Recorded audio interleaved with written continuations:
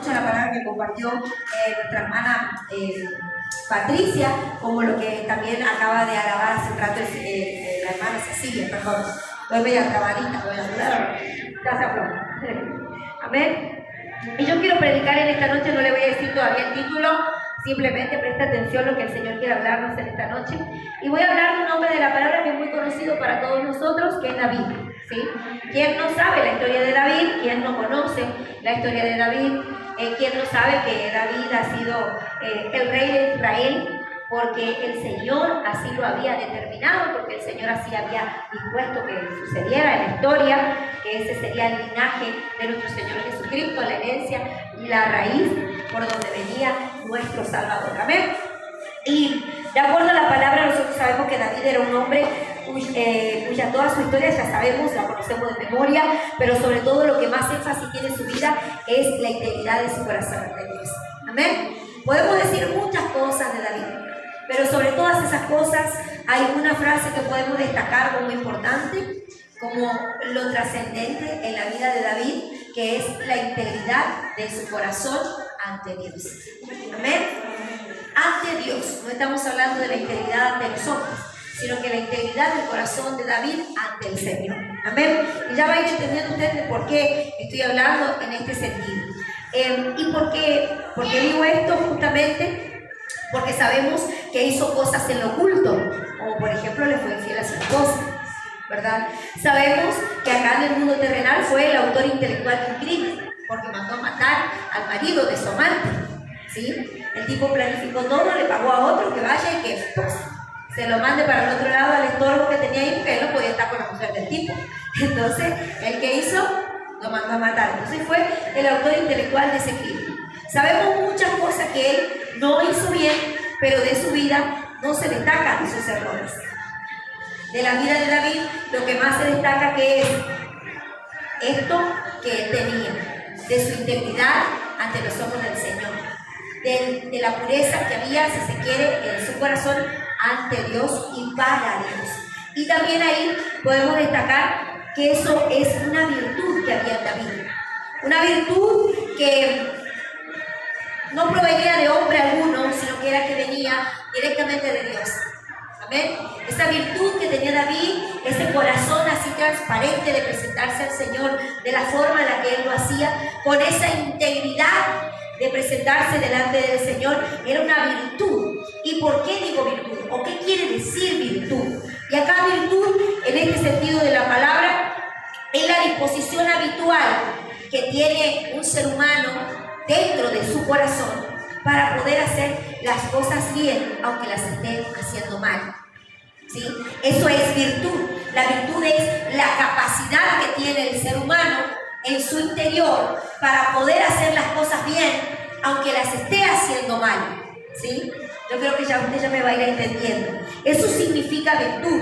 También es poder, también es fuerza, también es algo que está en la esencia del ser humano y que solamente proviene de Dios.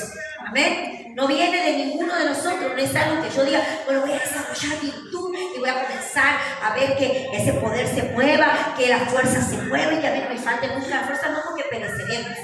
Porque cuando esa virtud está en nuestro corazón es porque provino de Dios.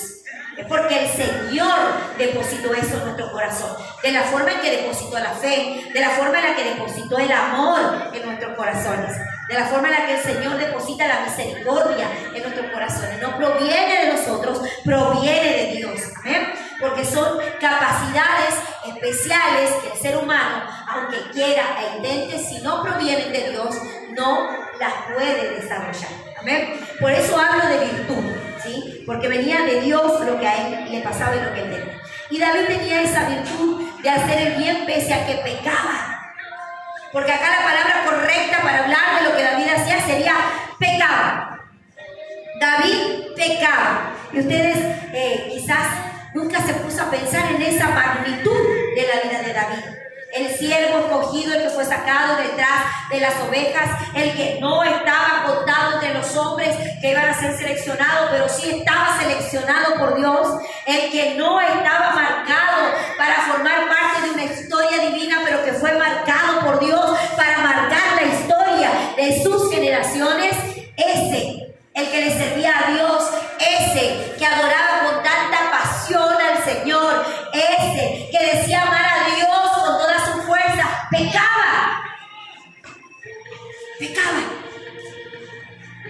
se equivocaba, metía la pata constantemente. Por ejemplo, en el Salmo 42, 43, no lo leo porque estoy hablando de capítulos enteros. En todo lo que es el Salmo 42, el Salmo 43, el 44 y hasta el 49 inclusive, nosotros podemos ver ahí que David le decía al Señor: Señor, te anhelo, tengo sed de ti, eres mi Salvador, eres mi Dios, yo todas las noches te canto, le decía, oro a ti porque me das vida.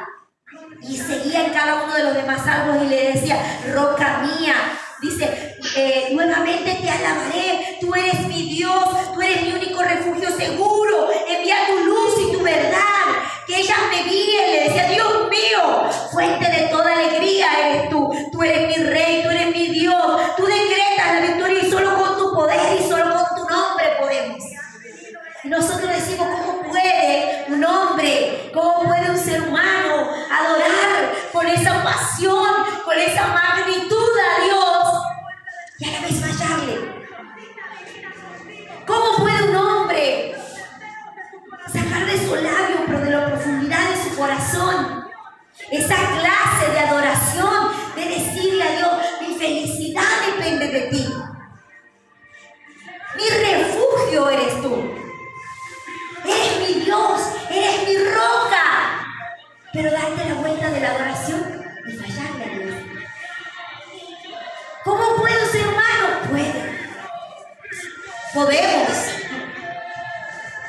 Podemos estar en la adoración más profunda del universo y estar adorándole a Dios y estar proclamando su grandeza, su nombre, su poder, su gloria, su majestad, y darnos vuelta y pecar.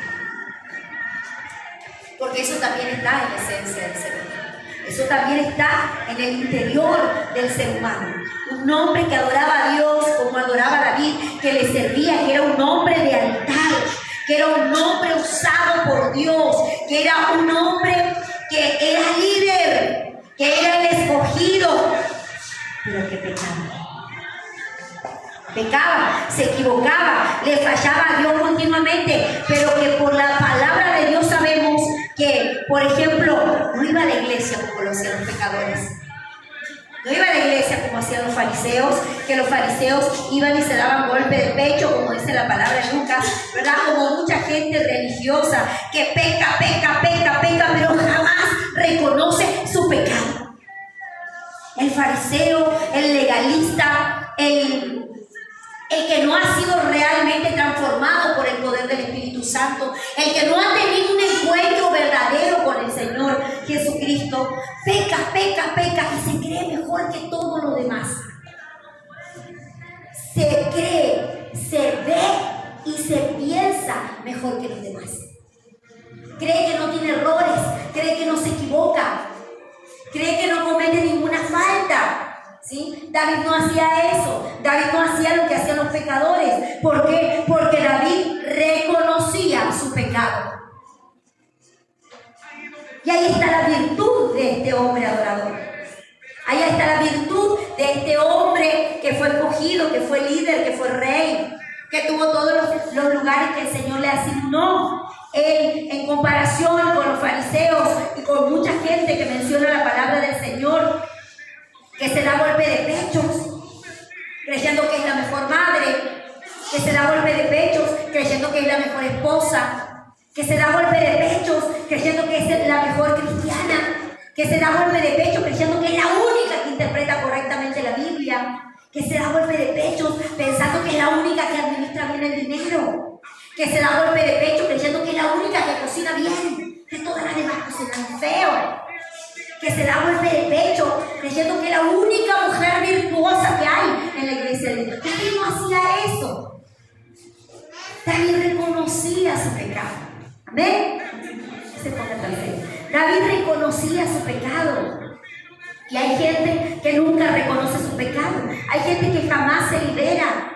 Jamás ellos van a ver que Dios los liberta. ¿Por qué? Porque se siguen creyendo que son personas santas, que no pecan, que no se equivocan, que no cometen faltas, que no cometen errores. Y me gusta algo que decía la hermana Mercedes cuando oraba, que el Señor nos siga mostrando si estamos en desobediencia. Por eso dije que fue el Espíritu Santo. Y me gusta la palabra que compartió nuestra hermana Patricia, porque es el Espíritu de Dios. ¿Quién puede reconocer su error? ¿Quién puede darse cuenta? Decía la palabra que ella compartía. ¿Quién puede darse cuenta de eso? Preciosa la palabra del Señor. Creo que el Señor está hablando en esa dirección, ¿verdad? Nos está esta noche de alguna manera tocando la puertita del corazón y diciendo: hey, escuchá, no sos perfecto, escuchá, aunque me sirvas, aunque estés en el altar, aunque seas líder, aunque seas pastora, aunque seas lo que seas, pecas, tú también pecas. Pero lo malo es que no reconoces tu pecado. Y la palabra del Señor dice: el que oculta su pecado no prosperará. No prosperará. Pero más el que se arrepiente y confiesa, ese hallará la misericordia del Señor. Miren qué hermosa aquí la palabra del Señor. Y créanme que no vengo a darle palo. Espérenme un segundito. ¿Sí? Espérenme un segundito. Hay gente que jamás reconoce su pecado, que jamás se van a liberar porque creen que están sumergidos en la adoración correcta, porque ellos creen que son intachables, que a diferencia del otro, yo hago eso. A diferencia de la Ani, yo no hago eso. A diferencia de la Patri, yo no me comporto así. A diferencia de la Cookie, yo no hablo de esa manera. A diferencia de la María, yo no actúo de esa forma. Hay gente que se cree que es intachable. Y ahí está el error y la falta de virtud en el corazón, que jamás le permitirá que los velos se rasguen y que vean la verdad que el Señor quiere hacerlos ver. Y eso le pasaba a mucha gente en la palabra del Señor. Y lo sabemos perfectamente. Gente que se creía intachable y que se compara todo el tiempo porque marca la diferencia entre ellos y los otros. David no se mostraba de esa manera. David ni se mostraba ni se creía que era intachable. Con todo lo que fue y lo que significó David, él no se creía intachable. Al contrario, David se sentía, se veía y se presentaba delante de Dios como un pecador. Ni siquiera como un escogido. Y miren qué atrevidos que somos nosotros. Y digo porque yo muchas veces he hecho de esa forma el ejemplo que voy a dar ahora. Miren qué atrevidos que somos nosotros. Que le robamos al Señor, pero después venimos a la presencia del Señor. Yo soy tu hija, Señor. Yo soy tu escogida, Señor. Vos me llamaste aquí. Tenés que sostenerme. No me podés dejar en vergüenza. ¿Verdad? Como que venimos a reclamar una posición cuando no estamos realmente reconociendo, ¿sí?, que detrás de esa posición hay una mujer que es tan pecadora que se equivoca todos los días. Y yo miles de veces me siento así. Tan pecadora que sé que me equivoco constantemente en muchas cosas de las que hago. Y que como le hablaba hoy a las chicas, a mis discípulas, a Gisela y a Silvia, porque al diablo le pesa que yo le diga que son mis discípulas. Porque el diablo no quiere que se levanten discípulos. Porque el diablo quiere gente entretenida en las sillas que no entienda el propósito para que siga sumergida en el chisme, en el celo, en la envidia, en la vanagloria. Porque de esa forma al diablo le sirve ese hermanito que está haciendo de estorbo dentro de la iglesia, porque lo único que le gusta hacer es criticar. Pero a Dios le sirve ese uno, o esas dos, o esas tres, o esas cuatro mujeres que se levantan con verdadero propósito diciendo: Señor, quiero aprender tu palabra, quiero aprender obediencia, quiero aprender sujeción, quiero crecer en el Espíritu, quiero entender las cosas espirituales y me voy a someter aunque no me guste lo que me esté diciendo.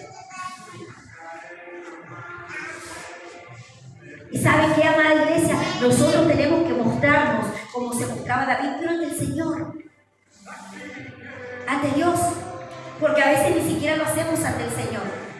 Sabemos de los errores que cometemos, pero no se nos recuerde la conciencia ni una milésima. ni un poquitito. Ya vamos a saber por qué no siento culpa. ¿Por qué no siento remordimiento cuando estoy pecando? David entonces se sentía, se veía y se presentaba delante de Dios como un pecador. Él se sentía que estaba siendo inservible, que estaba vacío, que estaba triste. Y cuando él decía todas estas palabras en el Salmo 42, 43, 44, 45, cuando David le decía al Señor: te anhelo, tengo sed de ti, tú eres mi Salvador, tú eres mi Dios, todas las noches te canto, yo oro a ti porque tú me das vida, roca mía, nuevamente te alabaré, tú eres mi Dios, tú eres mi único refugio seguro, envía tu luz y tu verdad, y que ella me guíe, Dios mío, fuente de toda alegría. En realidad, más allá de que pareciera ser que estaba exaltando a Dios y que estaba adorando a Dios y que estaba glorificando el nombre de Dios, el hombre estaba pidiendo a gritos que el Señor le devuelva el Espíritu Santo, porque él se sentía triste. Él se sentía triste. Y usted me va a decir: ¿y de dónde saca usted, pastora, que David se sentía triste? Si nosotros vamos al Salmo 41, yo tengo una nueva traducción viviente. En el Salmo 41, en el Salmo 42, en el Salmo 43. Mire, en el 42:11, la palabra del Señor dice en el Salmo 42:11: ¿por qué estoy desanimado?, se preguntaba David. ¿Por qué estoy desanimado? ¿Por qué está tan triste mi corazón? Era un signo de interrogación. Él se lo estaba preguntando, porque él, en lo terrenal, no estaba teniendo dificultades en ese momento. En lo terrenal, él no estaba pasando por una crisis económica como usted. Porque a veces hay tristezas que vienen, que se cimentan en nuestro corazón, o que hacen nidito en el corazón, porque estoy teniendo un problema terrenal. Porque tengo un problema económico, porque tengo un problema matrimonial, porque tengo un problema familiar, porque tengo un problema X acá en el mundo terrenal, donde se mueven las potestades demoníacas que muchas veces provocan muchas de esas cosas. Pero David, cuando él estaba diciendo esto: ¿pero por qué estoy desanimado? ¿Por qué está tan triste mi corazón? Él no entendía qué estaba pasando, porque él estaba reinando. Él estaba sentado en el trono que Dios había asignado para él. Él tenía gente a su mando, él tenía doncellas que estaban ahí que servían, él tenía una esposa, él tenía todos los manjares que tenía ganas de comer, no como nos pasa a veces a nosotros que tenemos ganas de comer algo y no nos alcanza la plata para todo, y que a veces nos sentimos un poquito tristes: uy, tenía ganas de comer una tartita de fruta, pero no, están los 1.800 y si gasto los 1.800 no me alcanza para otra cosa. A David no le pasaba eso. Pero sin embargo dice la palabra del Señor que él estaba desanimado, que él se había dado cuenta que estaba triste su corazón. Y esta expresión la sigue repitiendo, y si usted me acompaña en el Salmo 43, versículo 2, fíjese lo que dice David ahí: pues tú eres mi Dios, mi único refugio seguro, ¿por qué me hiciste a un lado?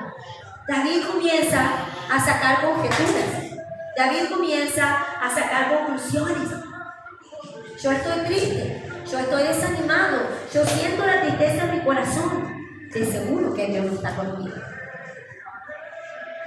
Y va y le dice al Señor, o sea, dice que está ahí declarando todo eso: ¿por qué me hiciste a un lado? ¿Por qué tengo que andar angustiado, oprimido por mis enemigos? Él estaba atribuyendo todo lo que le estaba pasando a los enemigos que probablemente lo estaban persiguiendo, o que lo estaban mirando de tal o de cual manera. Pero si nosotros seguimos examinando la palabra del Señor, en el Salmo 43, versículo 5, vuelve a repetir David. Miren cómo se repite la expresión. Yo sé que usted tiene una Reina Valera y que probablemente el lenguaje sea un poquito diferente, pero acá en el versículo 5 otra vez dice: ¿por qué estoy desanimado? Otra vez vuelve a preguntar, vuelve a hacer hincapié en esto: ¿por qué está tan triste mi corazón? Pondré mi esperanza en Dios, dice. Y ahí es donde decía: nuevamente lo alabaré. ¿Por qué dirá nuevamente lo alabaré? ¿Acaso David había dejado de alabarlo y por eso necesitaba volver a alabarle al Señor? ¿A qué se debía la tristeza que estaba pasando David? en estos salmos. Y si seguimos buscando, seguiremos encontrando expresiones donde Él manifiesta que Él no está bien. Si volvemos al Salmo 42, en el versículo 5 dice: ¿por qué estoy desanimado? ¿Por qué está tan triste mi corazón? ¿Por qué está tan triste mi corazón? Y anteriormente en el versículo 2 dice: ¿cuándo podré ir a estar delante de Él? Como si Él era el adorador.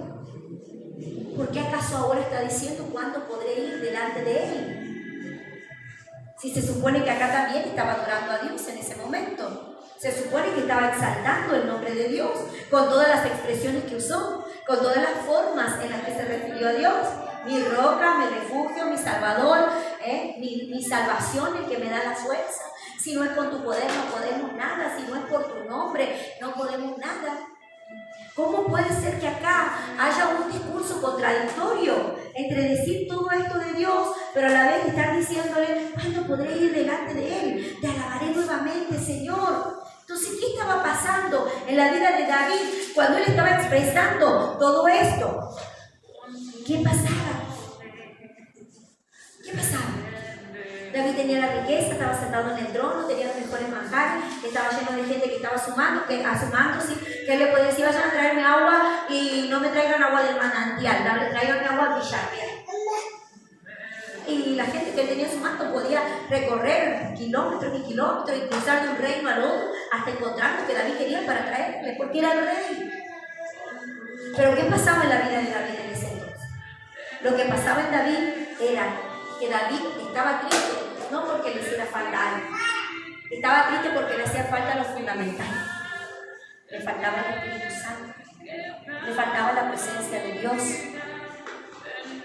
Le faltaba volver a sentir esa presencia, que cuando él agarraba el arpa y comenzaba a adorar, esa presencia se comenzaba a manifestar y las liberaciones comenzaban a suceder. Cuando David estaba triste y decía todo lo que hemos leído y el recorrido rápido que hicimos por 4 capítulos prácticamente de Salmos, cuando él decía así: ¿por qué estoy tan triste? ¿Por qué estoy tan triste? Si tú alegras mi día, Dios. Y es ahí donde nosotros debemos entender que cuando nosotros pecamos, la tristeza viene a nuestro corazón. El pecado trae tristeza. El pecado te amarga. El pecado te desanima. El pecado no te deja sentir la presencia de Dios. Y acá David, cuando estaba en esta circunstancia, era porque él recientemente había caído en pecado. Y aunque tenía toda la gente a su mando, aunque no le faltaba nada, aunque tenía los mejores trajes, decorados con toda clase de piedras, con las cosas más finas y más hermosas, a pesar de todo eso, el pecado que él había cometido estaba entristeciendo su corazón, estaba entristeciendo su alma, ¿sí? ¿Y qué pasa acá? ¿Qué es pecar? ¿Qué es pecar? ¿Usted tiene bien claro qué es pecar? Pecar no es solamente adulterar, como lo hizo David. Pecar va mucho más allá de simplemente eso. A veces nosotros tenemos un concepto tan amplio de lo que es pecado, que cuando estamos pecando no nos damos cuenta porque no sabemos que eso es pecado. Entonces, si nosotros nos preguntamos qué es pecar, pecar es errar el blanco. Mirale que tiene a tu lado y decirle: cada vez que vos errás al blanco, estás pecando.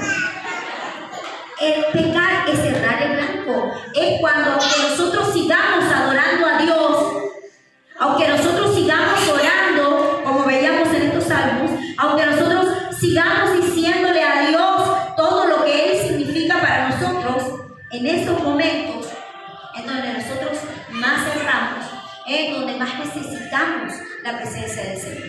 Y por eso a veces nos sentimos tristes y desanimados. Y nosotros decimos: no entiendo qué me pasa. Y la gente le pregunta: ¿pero qué tenés? ¿Te peleaste con tu marido? No. ¿Tenés problema económico? No. ¿Te miró mal la vecina? No. Y esto no, porque de verdad que en el exterior está todo bien. No hay una necesidad terrenal. Pero acá adentro hay cosas en lo oculto que lo ocultamos juzgamos a la gente como si Dios no supiera lo que nos pasa, como si Dios no supiera cuál es nuestro pecado, como si Dios no supiera la cantidad de veces en el día que erramos el blanco, la cantidad de veces en el día en que tiramos la flechita para que algo nos salga bien y cayó al costado y por lo tanto le erré blanco, y al errar el blanco entonces me comienzo a sentir de una manera que no debería de sentirme como hija de Dios. Y a diario caemos en pecado y no nos damos cuenta porque ignoramos que pecar es cerrar el blanco. Tomar una decisión fuera de la voluntad de Dios es cerrar el blanco. Maltratar a una persona que no se merece maltrato es cerrar el blanco. Hablar del pastor, calumniarlo y despellejarlo por las espaldas es cerrar el blanco. Criticar a tu líder porque no te gusta cómo trabaja es cerrar el blanco.